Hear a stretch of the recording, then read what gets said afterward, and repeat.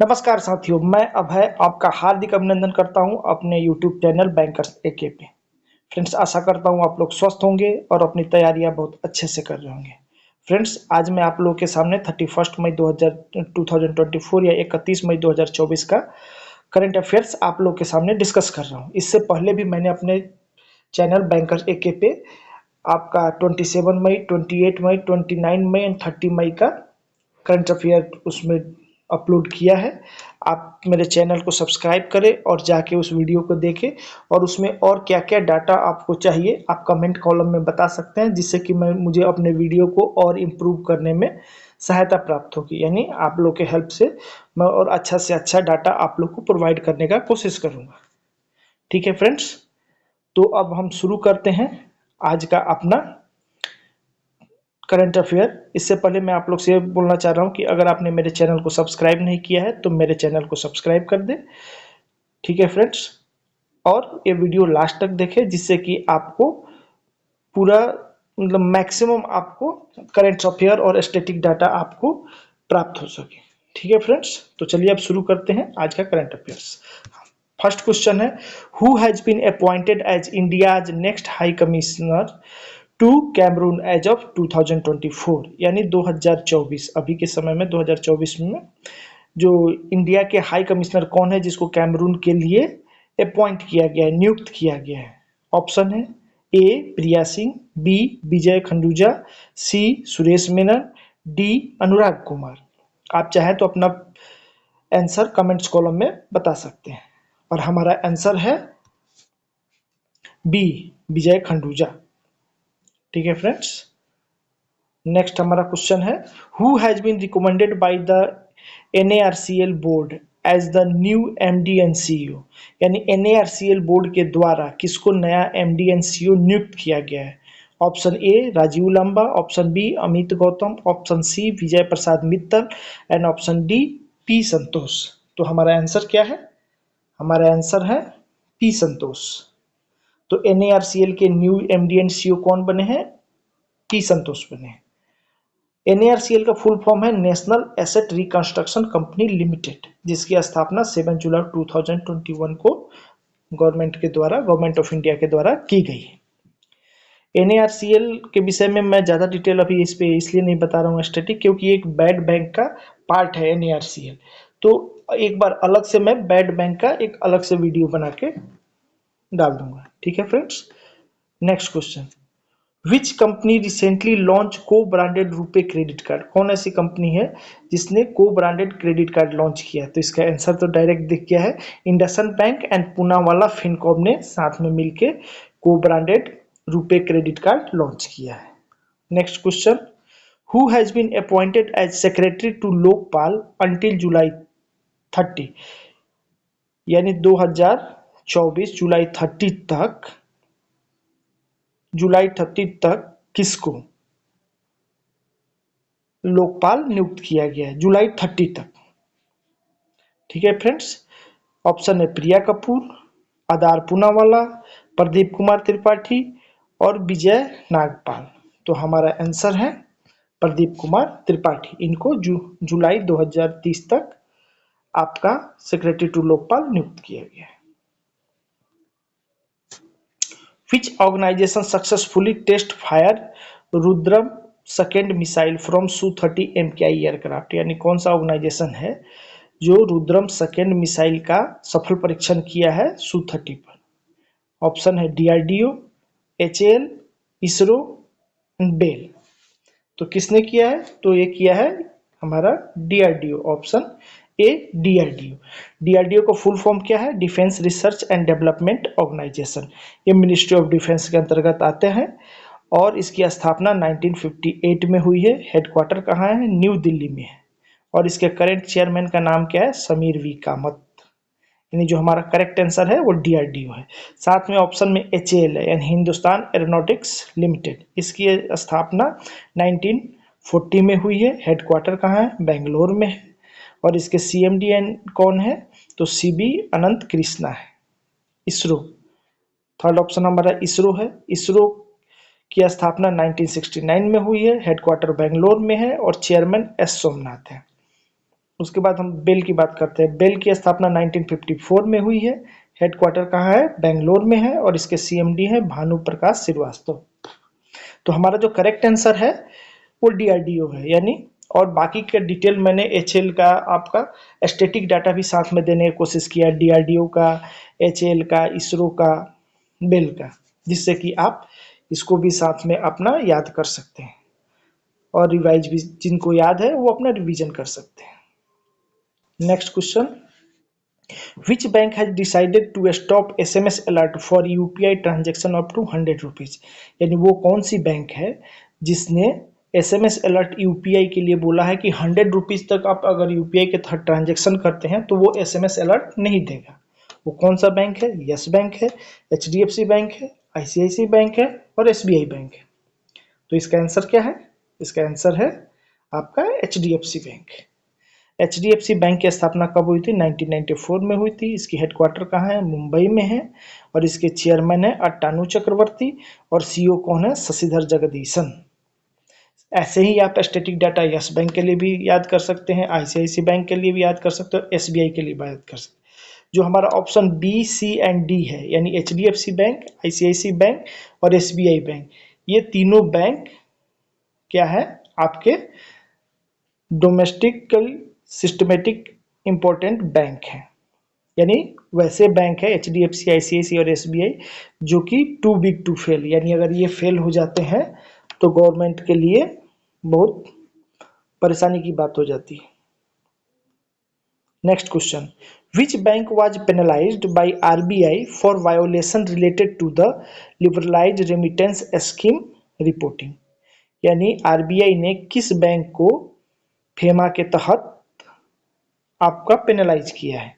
City bank, HSBC bank या standard chartered bank या Berkeley bank. तो इनमें से किसको आरबीआई ने पेनलाइज किया है? तो इसने जो पेनलाइज किया है उस किसको किया है?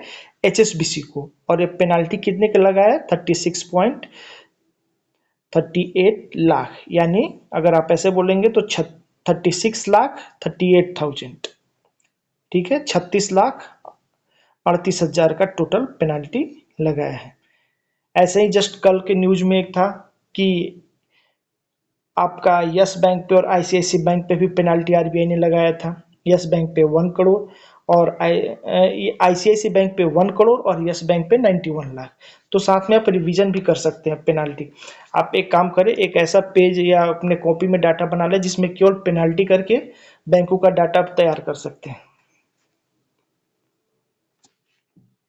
Next question, which company was barred by the RBI from acquiring asset due to supervisory concern, यानी आरबीआई ने किस कंपनी को मना कर दिया है, रोक दिया है, बोला है कि अभी आप कोई भी एसेट एक्वायर नहीं कर सकते। क्यों? क्योंकि सुपरवाइजरी कंसर्न के कारण। वो कंपनी है कौन सी है आप बताएं? ऑप्शन ए है Kotak Mahindra, option B Edelweiss ARC, option C Bajaj finance and option D IDFC first bank.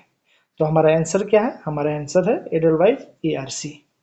इसको एडलवाइज एआरसी को आरबीआई ने अभी मना किया हुआ है, निरक्वायर किया है कि भाई आप कोई नया एसेट एक्वायर नहीं कर सकते। Next question, how much amount ADB committed in sovereign lending to India, यानी एडीबी भारत को सोवरेन लेंडिंग के लिए कितना अमाउंट दे रहा है? सोवरेन लेंडिंग में कितना अमाउंट दे रहा है loan? 2.2 billion US dollar, 1.5 billion US dollar, 2.6 billion US dollar और 3.2 बिलियन यूएस डॉलर। तो हमारा आंसर क्या है? हमारा आंसर है 2.6 बिलियन डॉलर। अब हम बात करते हैं एडीबी यानी एशियन डेवलपमेंट बैंक। कुछ स्टैटिक की भी हम चर्चा कर लेते हैं। इसकी स्थापना 19 दिसंबर 1966 यानी 19 दिसंबर 1966 को हुई है। इसका हेडक्वार्टर कहाँ है?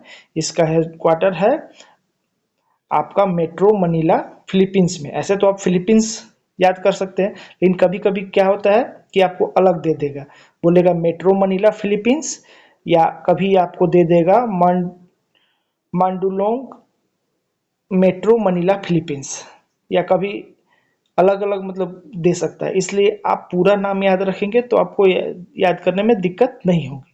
और एडीबी के टोटल जो मेंबर है वो कितनी है, 68 कंट्री है। और अभी करेंटली जो इसके प्रेसिडेंट है उनका नाम है मासात्सुगु आसाकावा। ठीक है फ्रेंड्स, तो ये रहा स्टैटिक डाटा किसका, एडीबी का। Next question, which country has assumed the chair of the Colombo process for 2024 to 26, यानी कौन सा देश है जिसने एज्यूम किया है चेयर कोलंबो प्रोसेस का, कब से, 2024 से लेकर 26 तक। ऑप्शन है इंडिया, बांग्लादेश, नेपाल, श्रीलंका। तो आंसर हमारा है इंडिया, यानी भारत ने एज्यूम किया है। अब हम डिस्कस कर लेते हैं, ऑप्शन में बांग्लादेश है। बांग्लादेश का कैपिटल क्या है, ढाका, और उसकी करेंसी क्या है, टका। नेपाल का कैपिटल क्या है, काठमांडू, और वहाँ करेंसी क्या है, नेपाली रुपीज। श्रीलंका का कैपिटल क्या है, श्री जयवर्धन पूरे कोट्टे, और वहाँ की करेंसी क्या है, रुपीज है, लेकिन श्रीलंकन रुपीज है। यानी भारत का भी करेंसी रुपीज है, नेपाल की भी करेंसी रुपीज है, और श्रीलंका की करेंसी भी रुपीज है, लेकिन भारत की करेंसी ओनली रुपीज, भारतीय रुपीज है, नेपाल की नेपाली रुपीज है, और श्रीलंका की श्रीलंकन रुपीज है। तो आप जो देश आ रहा है उसके साथ में उसका कैपिटल और करेंसी भी याद कर सकते हैं, जैसे बांग्लादेश ढाका टका, नेपाल काठमांडू रुपीज, श्रीलंका श्री जयवर्धन पूरे कुट्टे और rupees. Next question, who has been announced as the new brand ambassador of Muthoot Pappachan group, यानी मुथूट पापाचन ग्रुप के जो नए ब्रांड एम्बेसडर बनाया गया है वो कौन है। ऑप्शन है विराट कोहली, सलमान खान, शाहरुख खान और एम एस धोनी। तो हमारा आंसर क्या होगा, हमारा आंसर है शाहरुख खान, यानी शाहरुख खान अभी आपके मुथूट पापाचन ग्रुप के नए ब्रांड एम्बेसडर बनाए गए हैं। अब हम बात करते हैं एक गवर्नमेंट स्कीम की बात करते हैं, और आज हमारा जो गवर्नमेंट स्कीम है वो है पीएम किसान, जिसका फुल फॉर्म है पीएम प्रधानमंत्री किसान सम्मान निधि योजना। इसको लॉन्च 24 फरवरी 2019 को किया गया था, 24 फरवरी 2019 को किया गया था, लेकिन लागू इसको कब से किया गया था, इसको लागू दिसंबर 18 से किया गया था, बैक डेट में लागू किया गया था। और ये किसके अंतर्गत आता है, ये आता है ministry of agriculture and farmer welfare, government of India के अंतर्गत आता है। इसका मेन ऑब्जेक्टिव क्या है, इसका अगर मैं नॉर्मली बात करूं तो इसका मेन ऑब्जेक्टिव है कि किसानों को वो पैसे मुहैया कराना, यानी प्रदान करना, जिससे कि वो अपनी एग्रीकल्चर यानी खेती के समय में डे टू डे लाइफ में जो खेती से रिलेटेड है तो उसमें उनकी कुछ सहायता हो सके। यानी to provide income support to all farmer, सभी किसानों को, फार्मर्स को इनकम सपोर्ट प्रोवाइड करना, and farmers family in the country to enable them to take care of expenses related to agriculture and allied activities as well as domestic needs। यानी उनके जो domestic need है और agriculture से related जो need है उसकी थोड़ी भरपाई करने के लिए गवर्नमेंट ने ये स्कीम शुरू किया है।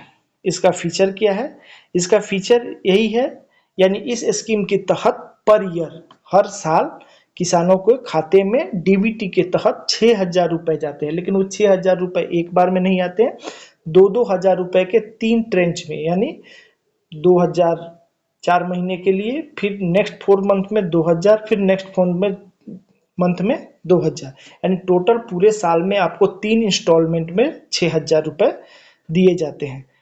इसको किसको किसको मिलता है, इनिशियली जब गवर्नमेंट ने इसको लॉन्च किया था 2019 में, तो उस समय गवर्नमेंट ने ये बोला था कि केवल स्मॉल एंड मार्जिनल फार्मर्स को ही ये दिया जाएगा, लेकिन बाद में गवर्नमेंट ने सभी किसानों के लिए कर दिया।